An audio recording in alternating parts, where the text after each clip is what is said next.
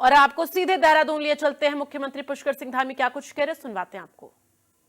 और उत्तराखंड से पूरी दुनिया के अंदर योग और आयुष को ले जाने वाले चेयरमैन पतंजलि आचार्य बालकिशन जी, डॉक्टर PM वारियर जी, श्री जयप्रकाश जी, श्री रंगेश प्रमेश जी, सामने बैठे हुए आदरणीय डॉक्टर अशोक वासुदेव जी, डॉक्टर शैलेंद्र जी एवं सभी महानुभाव, सभी भारत और विश्व के कोने कोने से पधारे हुए सभी हमारे प्रतिनिधिगण, आयुर्वेदाचार्य, विशेषज्ञ, वैद्य, वैज्ञानिक, सभी का इस अवसर पर, हमारे सभी पत्रकार मित्र, सभी छायाकार बंधु मीडिया के सभी का मैं देवभूमि उत्तराखंड आगमन पर आप सबका हृदय से अभिनंदन करता हूं, आप सबका स्वागत करता हूं। और मैं आदरणीय प्रधानमंत्री जी का आभार व्यक्त करता हूं कि उन्होंने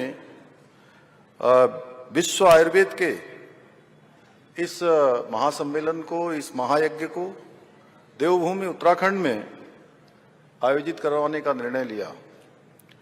ये हमारे लिए बहुत ही गर्व की बात है कि देवभूमि उत्तराखंड और द्रोण की नगरी देहरादून में आयोजित हो रहे इस कार्यक्रम में 50 से भी अधिक देशों के प्रतिनिधि और 6000 से अधिक विशेषज्ञ भाग ले रहे हैं।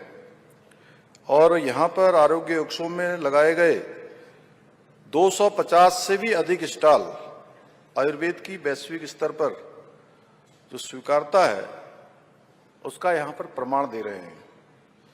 ये सम्मेलन आयुर्वेद के क्षेत्र में परस्पर ज्ञान साझा करने व विभिन्न शोध कार्यों को बढ़ावा देने के साथ साथ सहयोग और व्यापार के भी नए अवसरों को भी सर्जित करेगा, उनको भी बढ़ावा देगा। भाइयों बहनों, सभी जानते हैं कि देवभूमि उत्तराखंड योग और आयुष की प्राचीन काल से ये भूमि रही है, आयुर्वेद और औषधीय संपदा की प्रज्ञा भूमि रही है। हमारे प्रदेश में पाए जाने वाली औषधियां, जड़ी बूटियों ने आयुर्वेद को आरोग्य के आधारभूत तत्व के रूप में स्थापित करने में महत्वपूर्ण भूमिका निभाई है। भाइयों बहनों, आयुर्वेद विश्व की एक ऐसी विशिष्ट चिकित्सा प्रणाली है जो प्राचीन काल से ही मानव सभ्यता का आरोग्य सुनिश्चित करती आ रही है। आयुर्वेद के विषय में कहा जाता है कि आयुर्वेद वेदयति बोध्यति इति आयुर्वेदः, यानी कि आयु रूपी जीवन का ज्ञान करवाने वाली और विज्ञान को ही आयुर्वेद कहा जाता है। आयुर्वेद मात्र जड़ी बूटियों और औषधियों तक ही सीमित नहीं है, बल्कि आयुर्वेद जीवन जीने की एक विशिष्ट कला है।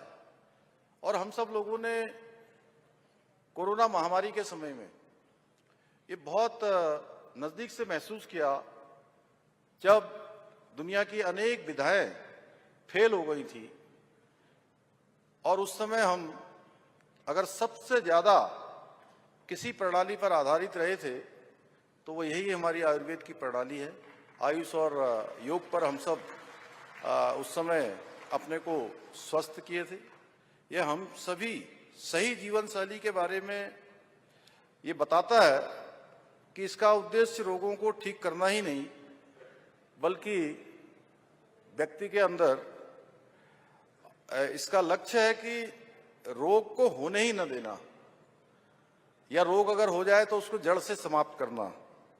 यह हम सभी के लिए गौरव का विषय है कि आदरणीय प्रधानमंत्री श्री नरेंद्र मोदी जी के दूरदर्शी नेतृत्व में गठित आयुष मंत्रालय आज हमारे इस प्राचीन विज्ञान को पूरे विश्व के अंदर आज नई पहचान दिला रहा है। पूरे विश्व के अंदर आज आयुर्वेद को मान्यता मिल रही है।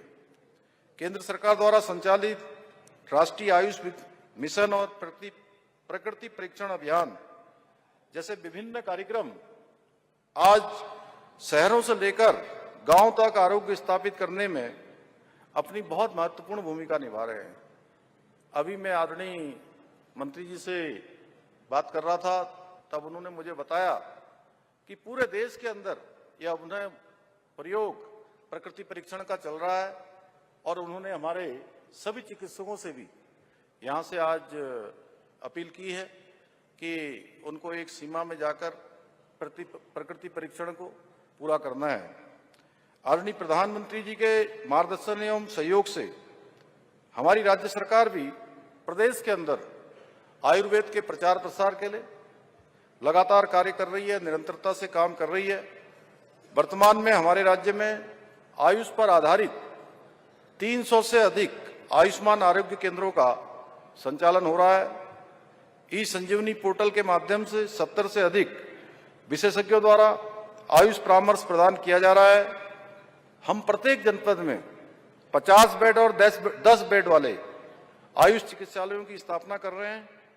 हम प्रत्येक जनपद के एक गांव को आयुष मॉडल गांव के रूप में स्थापित कर आयुर्वेदिक जड़ी बूटियों के उत्पादन को भी बढ़ावा दे रहे हैं।